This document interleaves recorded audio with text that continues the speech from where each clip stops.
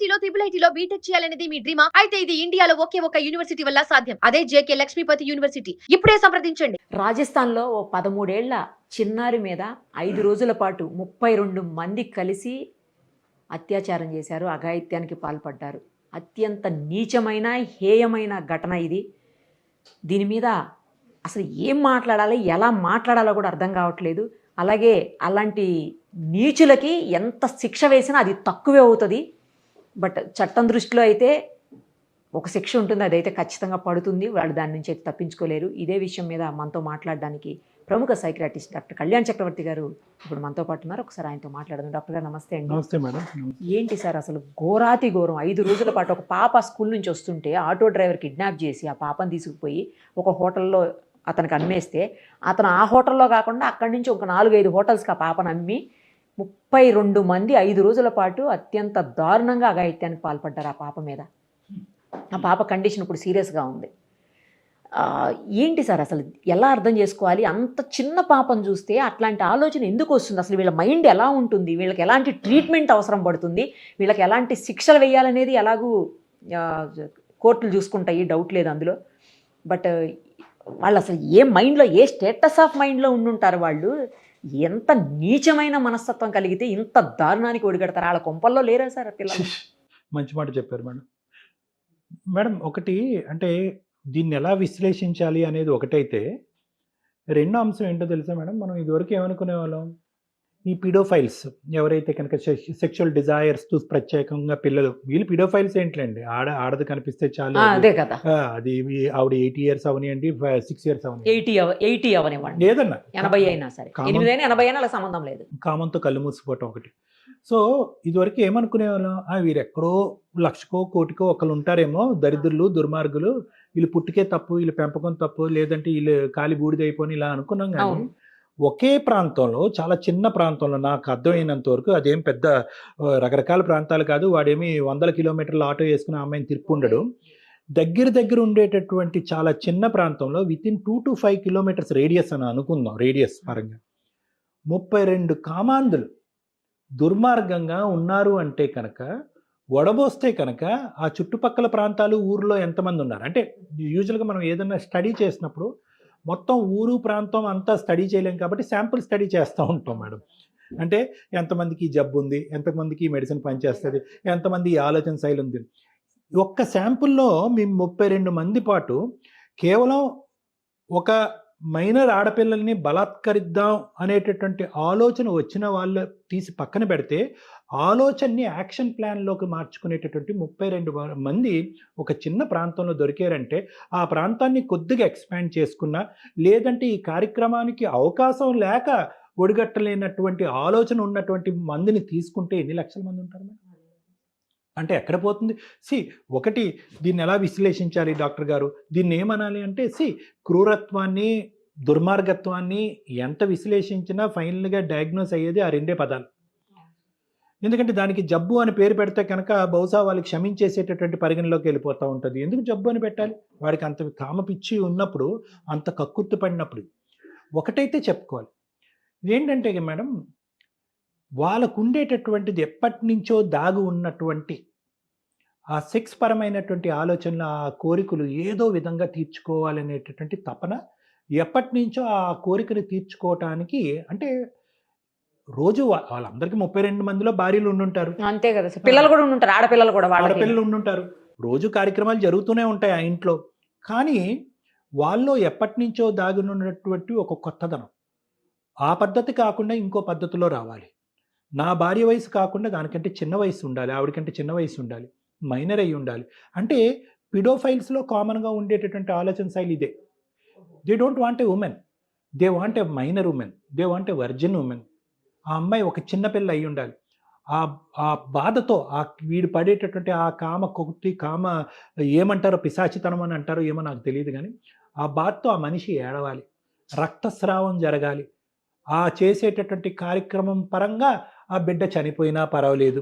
అంటే పిడోఫైల్స్కి సహజంగా ఉండేటటువంటి ఈ భయంకరమైనటువంటి వికృతిపరమైనటువంటి ఆలోచన శైలి ఈ విధంగా ఉంటుంది. అలాంటి వాళ్ళు మనందరికీ ఈరోజు ఆశ్చర్యపడి బాధ కలిగే అంశం ఏంటంటే 32 మంది ఉన్నారు అక్కడ. ఒక చిన్న ప్రాంతంలో 32 మంది ఉన్నారు అంటే ఆ చుట్టుపక్కల ప్రాంతాలు గానీ, అదే శాంపుల్ సైజ్ రకరకాల ప్రదేశాలు తిరిగితే ఎన్ని లక్షల మంది ఉన్నారు. సో, అణిచివేసినటువంటి వికృతమైనటువంటి ఆలోచన శైలికి ఒకేసారి ప్రెషర్ కుక్కర్ మించి లిడ్ తీస్తే ఎలాగైతే పేలుతుందో, ఆ విధంగా వీళ్ళందరూ కూడా ఒకేసారి ఆ అమ్మాయి మీద దుంకి ఈ బలాత్కారం చేశారు. ఇది నంబర్ 1. నంబర్ 2 పాయింట్ ఏంటో తెలుసా మేడం? పార్న్ ఎంత విర్రవీగిపోతుందంటే కమ్యూనిటీలో, సొసైటీలో గవర్నమెంట్ ఎన్ని జాగ్రత్తలు తీసుకుని నియంత్రించినా కూడా కొన్ని వెబ్సైట్స్ ఓపెన్ చేసేటటువంటి దానికి అవకాశం లేకపోయినా విచ్చలవిడిగా చిన్న పిల్లలతో సహా పార్న్ వెబ్సైట్స్లోకి వెళ్ళిపోతున్నారు. భయంకరంగా ఏఐ జనరేటెడ్ వీడియోస్ వచ్చేస్తున్నాయి. ఇప్పుడు ఇదివరకు ఏంటంటే ఒక పార్న్ చెప్తున్నాను ఉదాహరణకు అందరికీ అర్థం కావాలి కాబట్టి. ఒక పార్న్ ఒక సెక్స్ పరమైనటువంటి ఒక వీడియో తీయాలి అంటే కనుక దాన్ని కెమెరాలు చేయాలి, హోటల్ ఎత్తుక్కోవాలి, క్యాండిడేట్లు ఎత్తుక్కోవాలి, వాళ్ళకి డబ్బులు ఇవ్వాలి. సింపుల్గా కంప్యూటర్ మీద పార్న్ మూవీ అయిపోతుంది మేడం. ఏఐతో జనరేట్ అయిపోతుంది. అరగంటలో మూవీ వచ్చేస్తుంది. అది విచ్చలవిడిగా ప్రచారం అయిపోతుంది. అందులో అతి వికృతమైనటువంటి ఊహకు కూడా అందనటువంటి ప్రక్రియలు, అలవాట్లు, ఎవరు బంధువులకు ఉండేటటువంటి ఇది వయస్సు భేదం లేకుండా. ఇటువంటిది వచ్చేటప్పటికి ఏమవుతుందంటే బహుశా ఈ 32 మెంబర్స్లో చాలా వరకు most of them will be around the age of 18 to 25 or 30 years. అంతకంటే తక్కువ 18 కంటే తక్కువ ఉన్న మైనర్స్ ఎంతమంది ఉన్నారో డేటా మనం చూడలేదు.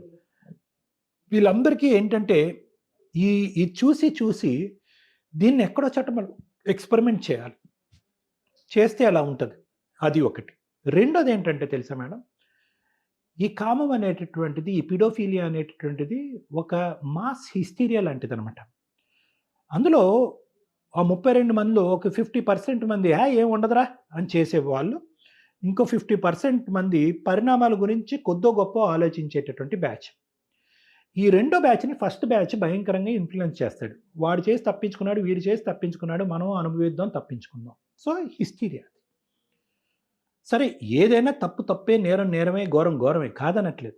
కానీ ఆ వికృతమైనటువంటి పీడోఫైల్స్కి ఉండేటటువంటి ఆలోచన శైలి, ఒకరిని చూసి ఇంకోళ్ళు కాపీ కొట్టాలనేటటువంటి ఆలోచన శైలి, ఎప్పటి నుంచో ఈ పార్న్ వీడియోస్ ఇవన్నీ చూసి దాన్ని రియల్ టైంలో మనం ఇంప్లిమెంట్ చేస్తే కనుక దాని అనుభవం ఎలా ఉంటుంది అనేటటువంటి వికృతమైనటువంటి ఆలోచన శైలి. ఇది మనకు అర్థమయ్యేటండి. వీళ్ళని మార్చగలమా మేడం? మీరు చాలా మంచి మాట అడిగారు నిరుపమ గారు. మార్చగలమా అంటే కనుక ఇలాంటి వాటికి ట్రీట్మెంట్లు, కౌన్సిలింగ్లు ఉండవు మేడం. ఎన్ని లక్షల మందికి పనిగట్టుకుని కౌన్సిలింగ్ చేస్తారు? అంతేలే సార్. ఇది మెయిన్ ఏంటంటే ఇంటిగ్రిటీ, హ్యూమన్ ఇంటిగ్రిటీ, మానవతా దృక్పథంతో ఆలోచించేటటువంటి ఒక మనిషికి వ్యక్తిత్వం ఉండాలి అంతే. అది పెంపకంలో ఉంటుందా, పుట్టినప్పుడు ఉంటుందా మనకు తెలియదు. ఏ కుటుంబంలో ఆ కుటుంబం పిల్లలకు సంబంధించిన బాధ్యత తీసుకోవాలి. స్కూల్లో ఎవరో టీచర్లు పాఠాలు చెప్తారనే ఆలోచన వద్దు. మొబైల్ లాగేసుకుందాం, టీవీలు మూసేద్దాం, కట్టడి చేద్దాం అంటే కనుక అది వర్కౌట్ అవ్వదు. ఇన్ఫ్లుయెన్సెస్, అట్రాక్షన్స్ ఎలా ఉంటాయి, ఆడదానికి ఎలా ఇంపార్టెన్స్ ఇవ్వాలి, ప్రతి ఆడపిల్లలు ఒక తల్లిని చూడాలి, స్త్రీని గౌరవించాలి, భార్యను గౌరవించాలి, పుట్టేటటువంటి ఆడబిడ్డను గౌరవించాలి, ఆడబిడ్డ పుడితే ఒకటి, మగపిల్లోడు పుడితే ఒకటి అనేటటువంటి వికృతమైనటువంటి ఆలోచన శైలి. ఈ పద్ధతులు, ఆలోచనలు ఇవెవరన్నా కనుక కుటుంబరీత్యా ఉంటే కనుక కుటుంబాలు మారాలి. ఇది ఒక సంఘటన జరిగిపోయాక నేర్పించేటటువంటిది కాదు. ఈ సంఘటన బట్టి పాతాళ లోకంలోకి వెళ్ళి, వేరుల్లోకి వెళ్ళి మనం ఆ కుటుంబరీత్యా వచ్చేటటువంటి పెంపక విధానాన్ని మార్చాలి. ఏ సమాజంలో అయితే కనుక ఆడపిల్లకి, ఆడదానికి గౌరవం ఉంటుందో ఆ సమాజంలో ఈ వికృతమైనటువంటివి ఉండవు. ఎప్పుడైతే కనుక ఆడపిల్ల పుడుతూనే చనిపోవాలి అనేటటువంటి సమాజం ఉంటుందో ఆ సమాజంలో మగ అహంకారం బయట ప్రపంచంతో పోల్చుకుంటే 10 రెట్లు ఎక్కువ ఉంటుంది. ఆడపిల్లని ఒక సెక్స్ బొమ్మగా వాడుకోవాలి, ఆడపిల్లల్ని ఒక యంత్రంగా వాడుకోవాలనేటటువంటి ఆలోచన శైలి చిన్న వయసు నుంచే పిల్లలకి పుట్టిన తర్వాత దాన్ని ఏవైతే ఈ పార్న్ సైట్స్ ఇవన్నీ కూడా అగ్గికి ఆర్జం పోసేటటువంటి విధంగా దాన్ని ఇంకో లెవెల్కి తీసుకెళ్ళినప్పుడు సమాజంలో ఇటువంటి అఘాయిత్యాలు జరుగుతూ ఉంటాయి. సో ఇక్కడ డాక్టర్ అయినా, సైకాలజిస్ట్ అయినా, సంఘ సంస్కర్త అయినా, సామాజికవేత్త అయినా ఎవరైనా కూడా ఇలాంటి మార్పులు చేర్పులు రావాలి అంటే ఆ కుటుంబంలో ఆవిర్భవించాలి. ఒక తల్లి రూపాన, ఒక తండ్రి రూపాన ఆవిర్భవించాలి. నా కొడుకు మగాడు ఏమన్నా చేస్తాడు, లేదంటే నా కొడుకు చాలా మంచివాడు, మిగతా వాళ్ళు ఎంత చెడ్డగా ఉన్నా కూడా నా కొడుకు పెర్ఫెక్ట్ అనేటటువంటి అతిశయోక్తిమైనటువంటి ఆలోచన శైలిలోంచి కుటుంబం బయటికి వస్తేనే ఇటువంటి వాటికి పరివర్తన వస్తుంది. అసలు ఆ పాప 13 ఏళ్ల వయసు తనకి ఏం జరుగుతుందో కూడా అర్థమై ఉండదు కదా సార్. అసలు అమ్మ అని ఎంత విరవెల్లాడిపోయి ఉంటుందో, ఎంత బాధని నరకాన్ని అనుభవించి ఉంటుందో అది తలుచుకుంటుంటే ఒక్కొక్కడిని గన్ తీసుకొని, లైసెన్స్ తీసుకొని, రివాల్వర్ తీసుకొని షూట్లు చేసేయాలంత కోపం వస్తుంది సార్. షూట్ చేసి చంపి పడేయాలంత కోపం వస్తుంది అసలు. బిల్డింగ్స్ ఏవో కూల్చేశారన్నారు. బిల్డింగ్స్ కూడా ఏవో కూల్చారంట సార్. అంటే ఇప్పుడు ఏ అయితే ఇన్వాల్వ్ అయి ఉన్నాయో ఇప్పుడు ఈ ఇష్యూలో పోలీసులు బిల్డింగ్ కూల్చారని అంటున్నారు సార్. ఒకటి 2 బిల్డింగ్స్ కూడా, అంటే హోటల్ బిల్డింగ్స్ కూడా కూల్చేశారంట. మనం అంటే తప్పు అంటారేమో కానీ వాళ్ళందరినీ ఆ బిల్డింగ్ లో పెట్టి బిల్డింగ్స్ కూల్చేయాలి. కరెక్ట్ చెప్పారు సార్. నిజంగా మేడం. ఎందుకంటే ఈ విధంగా శిక్ష ఉంటుంది. ఆ పాప పడేటటువంటి బాధ వీళ్ళు చావుతో కూడా పోయేది కాదని నేను అనుకుంటాను మేడం. ఎందుకంటే ఈరోజు ఆ అమ్మాయి బ్రతికి ఉందా చనిపోయిందా అనేటటువంటి డిస్కషన్ కూడా వచ్చింది ఇందాక. అదృష్టం కొద్దీ బతుకుందా, దురదృష్టం కొద్దీ బతుకుందా అనేది ఇప్పుడు సీరియస్ గా ఉందండి సార్ పరిస్థితి కూడా. సో ఎందుకంటే ఈ రోజు ఆ అమ్మాయి బ్రతికినా కూడా ఇంకొక అంశం చెప్తారు మేడం, ట్రామా సార్. మానసికంగా చనిపోయినట్టే మేడం. అదే కదా, మానసికంగా చనిపోయినటువంటి ఒక జీవితాంతం భయపడుతూనే ఉంటదేమో పాపం. మేడం. చాలా మంది ఆడపిల్లలు మనకి సింపుల్ గా చిన్నప్పుడు ఎవరు నన్ను ఇలా చేశారు అలా చేశారు అని చెప్పి అంటా ఉంటారు. ఏది చిన్న అబ్యూస్ కి దానికి చాలా రియాక్ట్ అవుతూ ఉంటారు. పెళ్లి జరిగినా కూడా భార్యాభర్తల కలయిక అనేది జరగదు. మగాళ్ళంటే కనుక చిరాకు పడతారు, అసహ్యం పడతారు. కొంతమంది ఆడపిల్లలు పెళ్ళిళ్ళే చేసుకోరు. అది జీవితాంతం ఒక నల్ల మచ్చలాగా ఆ ట్రామా వాళ్ళకి గుర్తుండిపోతుంది. ఇప్పుడు ఈ పాపకి ఎంత మచ్చ మేడం, తన మానసికంగా సమాజంలో ఎంత అమ్మాయి యొక్క ఐడెంటిటీని ఎంత గోప్యంగా ఉంచినా కూడా ఈరోజు ఆ అమ్మాయికి జరిగినటువంటి ట్రామాలో జీవితకాలంలో అమ్మాయి బయటపడదు మేడం. కళలు వస్తాయి, ఎందుకు బ్రతకాలనే డిప్రెషన్ వస్తుంది, సూసైడ్ రిస్క్ భయంకరంగా ఉంటుంది. ఆ అమ్మాయికే కాదు, ఆ అమ్మాయి కన్నటువంటి తల్లిదండ్రులకి, సమాజం వాళ్ళతో మాట్లాడేటటువంటి విధానానికి. అనుభవించేవాడు ఎంతకాలం జైలు శిక్ష అనుభవించి చేతులు దులుపుకొని బయటకు వస్తాడో నాకు తెలియదు, కానీ ఈ అమ్మాయి అయితే మాత్రం జీవిత ఖైదీ మేడం మానసికంగా. దారుణం సార్. కఠినమైన శిక్షలు ఇమ్మీడియట్గా ఫాస్ట్ ట్రాక్ కోర్ట్ లాంటి ఏర్పాటు చేసి చెయ్యకపోతే మట్టుకు అసలు న్యాయం జరిగినట్టు కాదు నా దృష్టిలో. వాళ్ళకి ఇలాంటి ఆలోచన ఇందాక నేను చెప్పాను కదా, చేసినోడు ఒక్కడైతే కనుక ఊహించుకున్నాడు ఒకరికి, ఊహించుకుని ఇలా కూడా బాగుంటుందేమోరా జీవితంలో అని ఊహించుకున్న వాడికి కూడా ఇది డోస్ పడాలి. అవును, ఎందుకంటే యాక్షన్ ఈజ్ డిఫరెంట్ మేడం. వాడికి అవకాశం రాక వాడు యాక్ట్ చేయలేదు. ఆ విధంగా ఆలోచించి అమ్మో అని భయపడేలా ఉండాలి. అలాంటి ఆలోచన ఉన్నవాడు ప్రతి ఒక్కడు కూడా. శిక్ష. Right sir, thank you madam.